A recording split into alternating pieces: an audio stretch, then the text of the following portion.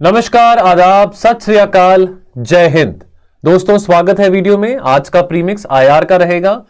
और आगे बढ़ने से पहले बता दूं कि ऐसे बेहतरीन 5 सवालों को एक्सेस करने के लिए ये टेलीग्राम ग्रुप ज्वाइन करना मत भूलिएगा। Premix sleepy classes. ठंड काफी है नॉर्थ इंडिया में, तो I hope and I wish कि आप सब और आपके लव्ड वंस, आपकी सेहत तंदुरुस्ती कायम है। दोस्तों, आज ये लेक्चर शुरू करने से पहले लास्ट कॉल है। आज 15 जनवरी है, तो लास्ट कॉल उन बच्चों के लिए जो कि कोई भी कोर्स लेना चाहते हैं स्लीपी क्लासेस का, यूपीएससी का हो, स्टेट पीसीएस का हो, ऑप्शनल का हो। 15% डिस्काउंट अवेल करने के लिए कूपन कोड है LODI24। And again once again we keep on repeating about our successful comprehensive Sambhav 2.0 UPSC prelims crash course. दोस्तों, अगर आप इस क्रैश कोर्स का हिस्सा बनना चाहते हैं, प्रीलिम्स को टाइम अब कम रह रहा है, नजदीक आ रही है डेट, तो आज ही हमारे टोल फ्री नंबर पे कॉल करके इस कोर्स के बारे में इंफॉर्मेशन लें और इस कोर्स को ज्वाइन करें। 5 सवाल, 10 मार्क्स की गेम। कितना सही आपका स्कोर रहा है नेगेटिव मार्किंग समेत कमेंट सेक्शन में बताना मत भूलिएगा। पहला सवाल ये रहा आपकी स्क्रीन पे आपके सामने, और स्टेटमेंट्स मैं यहां पे नहीं पढ़ूंगा, आप यहां पे वीडियो को पॉज करके क्वेश्चन को ध्यान से पढ़ेंगे। ग्लोबल बायोफ्यूल अलायंस के बारे में बात हो रही है। यह टॉपिक आपने एनवायरमेंट में भी पढ़ा होगा, आईआर में from the perspective of international organization. हमको इसके बारे पढ़ना समझना जरूरी है। आईआर में फैक्ट्स काफी रहते हैं, तो रीटरेट करता रहता हूं बार बार कि फैक्चुअल नॉलेज आईआर में स्ट्रांग होनी बहुत जरूरी होता है। There is less of analysis and more of facts when it comes to prelims of IR, MCQs of IR. So दोस्तों, आप उम्मीद करता हूं क्वेश्चन को देख लिया होगा। सही जवाब इसका यह है कि केवल एक स्टेटमेंट इसमें सही है। जरूरी नहीं है कि वो पहली स्टेटमेंट सही हो, इन तीनों में से एक स्टेटमेंट सही है। आइए जानते हैं कि वो कौन सी स्टेटमेंट सही है और बाकी 2 स्टेटमेंट्स गलत क्यों हैं, वो भी समझते हैं। तो देखिए, ब्राजील, इंडिया, अमेरिका, ये leading biofuel producers and consumers हैं। इन्होंने इकट्ठे काम करने का फैसला किया आने वाले कुछ महीनों में, जहां पे डेवलप किया जाएगा ग्लोबल बायोफ्यूल अलायंस। तो यानी कि यह बात तो स्पष्ट होगी कि केवल यहां पे डेवलपिंग कंट्रीज तो नहीं आ सकती हैं। बाइंड टुगेदर डेवलपिंग कंट्रीज वाली बात जो थी वो गलत है, क्योंकि अमेरिका तो डेवलपिंग नहीं है, डेवलप्ड है। तो डेवलपिंग हो या डेवलप्ड हो, दोनों ही ब्लॉक्स की जो कंट्रीज हैं वो इस अलायंस का हिस्सा बन सकते हैं, बिकॉज यहां पे एक्सप्लेनेशन में इंटरेस्टेड कंट्रीज का नाम दिया गया है along with other interested countries। ये अलायंस का मकसद होगा to facilitate cooperation and intensifying the use of sustainable biofuels. Transportation sector में क्लीनर ग्रीन एनर्जी की बात हो रही है, क्लीनर सोर्स ऑफ एनर्जी की बात हो रही है। COP28 में उसके बारे में काफी बात हुई थी। तो ये एक अहम भूमिका निभाएगा ये जो अलायंस है, ये जो ऑर्गेनाइजेशन है। ज्यादातर एम्फेसिस रखा जाएगा कि मार्केट्स को कैसे मजबूत बनाया जा सकता है, ग्लोबल बायोफ्यूल्स ट्रेड को कैसे फैसिलिटेटिव बनाया जा सकता है, और कैसे कंक्रीट पॉलिसीज बना के और साथ के साथ टेक्निकल सपोर्ट का प्रोविजन देके जो कंट्रीज हैं जो इस अलायंस का हिस्सा बनेंगे, वो कैसे अपने पॉलिसीज में नेशनल बायोफ्यूल्स प्रोग्राम इनकॉर्पोरेट कर सकते हैं। ऑलरेडी बहुत सारे देश हैं जो कि ऑलरेडी इंप्लीमेंटेड बेस्ट प्रैक्टिसेस को फॉलो कर रहे हैं। जैसे इथेनॉल ब्लेंडिंग की हम बात करें, भारत में उसको भी प्रैक्टिस किया जा रहा है। तो इस अलायंस में कोलैबोरेशन के जरिए काम करा जाएगा इन relevant existing regional and international agencies as well as initiatives in bioenergy, bioeconomy and energy transition fields more broadly। Bioeconomy क्या होता है? Just to check the attentiveness of all of you watching this video, comment section में 1-2 lines में bioeconomy के बारे में जरूर बताइएगा। Now, अब ये जो ग्लोबल बायोफ्यूल अलायंस है, ये इंडिया की G20 प्रेसिडेंसी के चलते ही स्थापित किया गया था। हमारे ऑनरेबल जो मिनिस्टर हैं Shri Hardeep Singh Puri, minister of petroleum and natural gas के, on the sidelines of the G20 summit ये इनिशिएटिव लॉन्च किया गया था। और इस अलायंस के जो 19 मेंबर कंट्रीज हैं उसमें अमेरिका भी है, ब्राजील भी है। अमेरिका दुनिया का सबसे बड़ा बायोफ्यूल प्रोड्यूसर है, 2nd नंबर पे ब्राजील आता है, और इनफैक्ट 3रे नंबर पे इंडिया आता है। बाकी देश सिंगापुर, अर्जेंटीना, साउथ अफ्रीका। तो अब ये डेवलप्ड, ये इसमें डेवलपिंग कंट्रीज भी है, डेवलप्ड कंट्रीज भी है। तो पहला स्टेटमेंट गलत हो जाता है, दूसरा स्टेटमेंट भी गलत हो जाता है, क्योंकि दूसरे स्टेटमेंट में बात करी गई थी कि वो G7 summit eight Hiroshima launch किया गया था, तो वो स्टेटमेंट भी गलत है। जो तीसरा स्टेटमेंट था क्वेश्चन का कि world bank, ADB, world economic forum, तो ऐसी 12 अंतरराष्ट्रीय ऑर्गेनाइजेशंस हैं जो कि इस ऑर्गेनाइजेशन का पार्ट है, मेंबर हैं।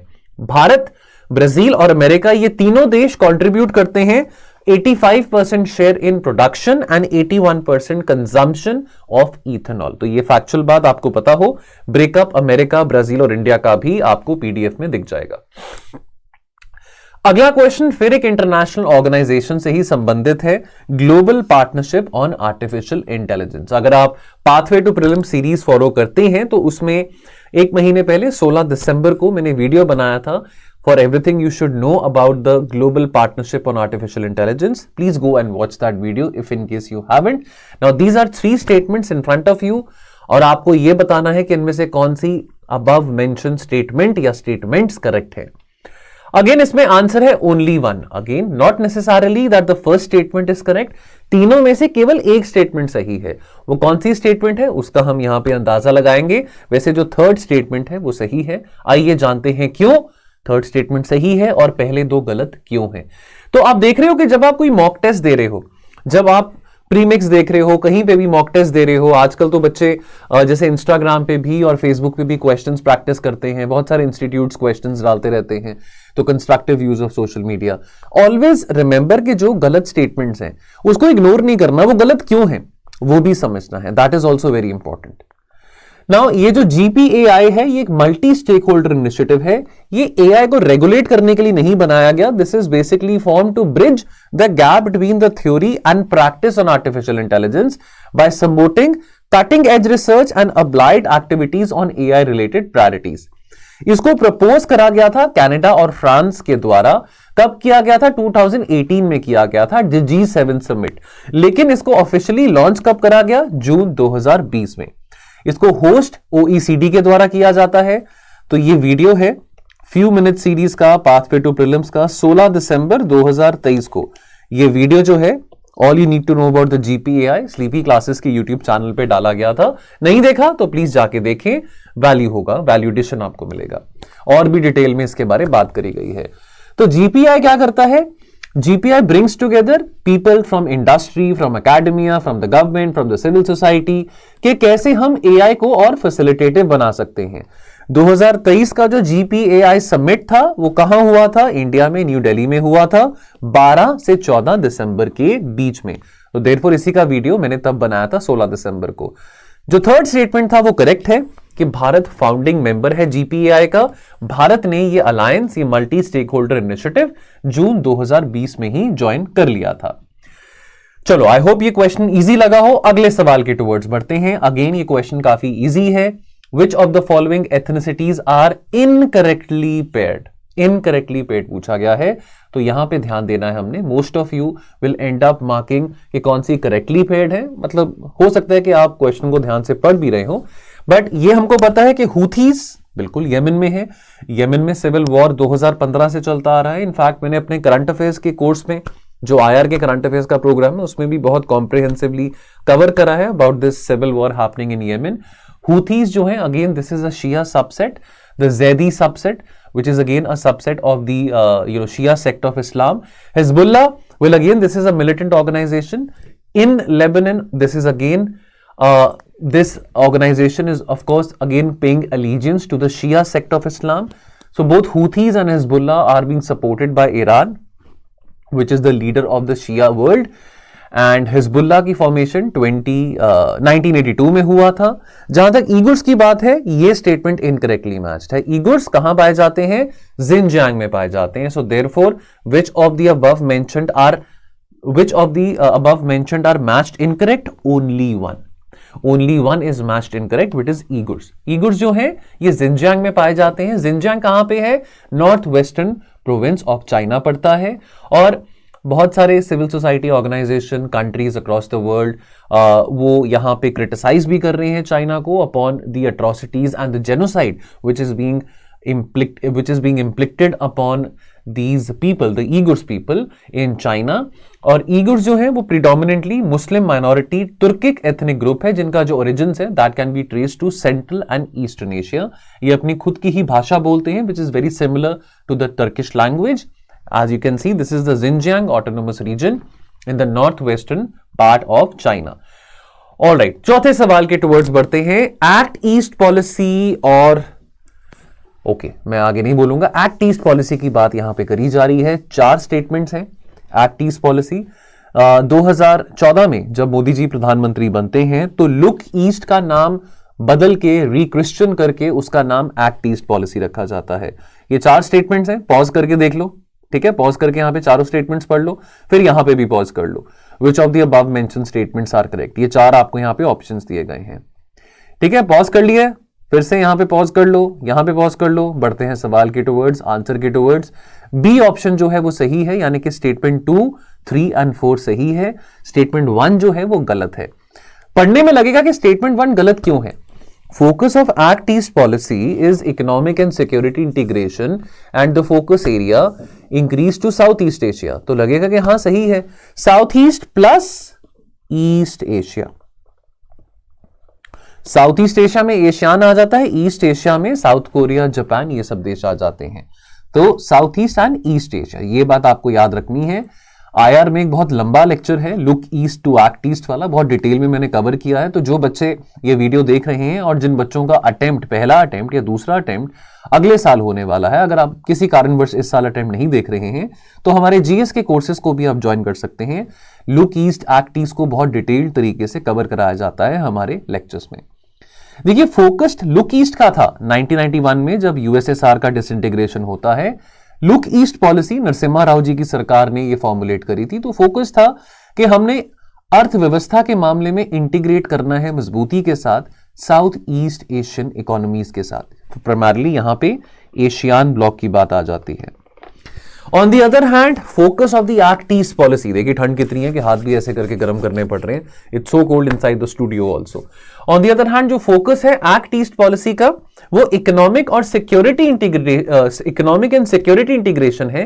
Not only economic integration but economic and security integration with the economies of South East Asia as well as East Asia, ठीक है। बाकी जो 3 स्टेटमेंट्स हैं 2, 3 और 4 ये तीनों सही हैं।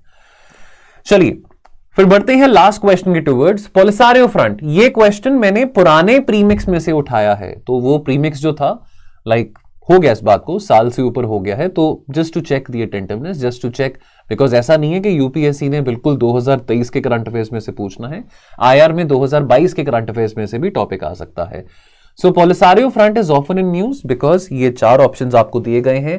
क्या सही आंसर है? पॉज करो अच्छे बच्चों की तरह और सही आंसर निकालने की कोशिश करो। द सही आंसर इज ऑप्शन सी। ये एक पॉलिटिकल मिलिट्री ग्रुप है जिसकी स्थापना वेस्टर्न सहारा में 1973 में हुई थी।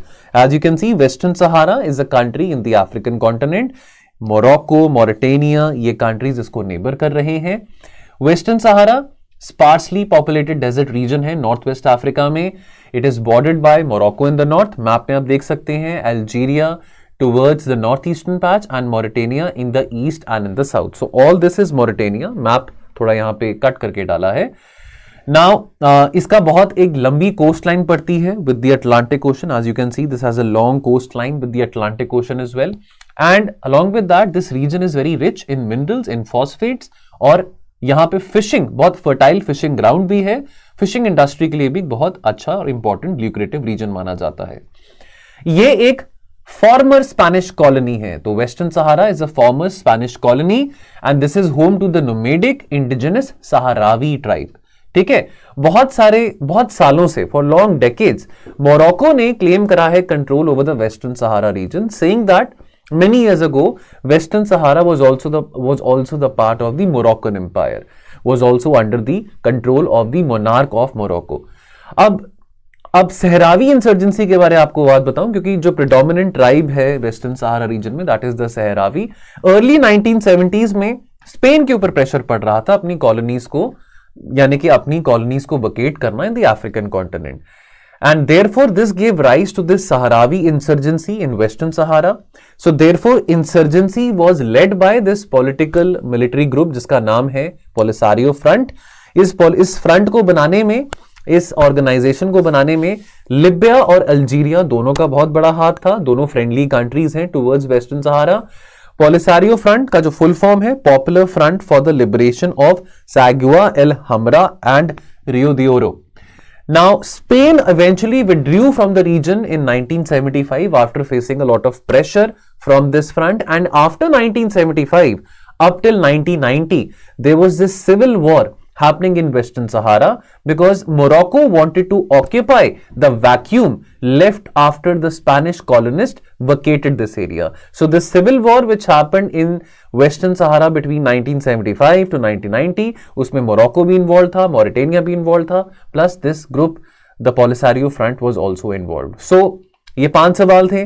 कैसा लगा लेवल क्वेश्चंस का कमेंट सेक्शन में बताइएगा. क्या स्कोर है आपका वो भी कमेंट सेक्शन में बताइएगा. मिलेंगे बहुत जल्द ऐसे और वीडियोस में. Thank you so much. Good night. Take care of yourself.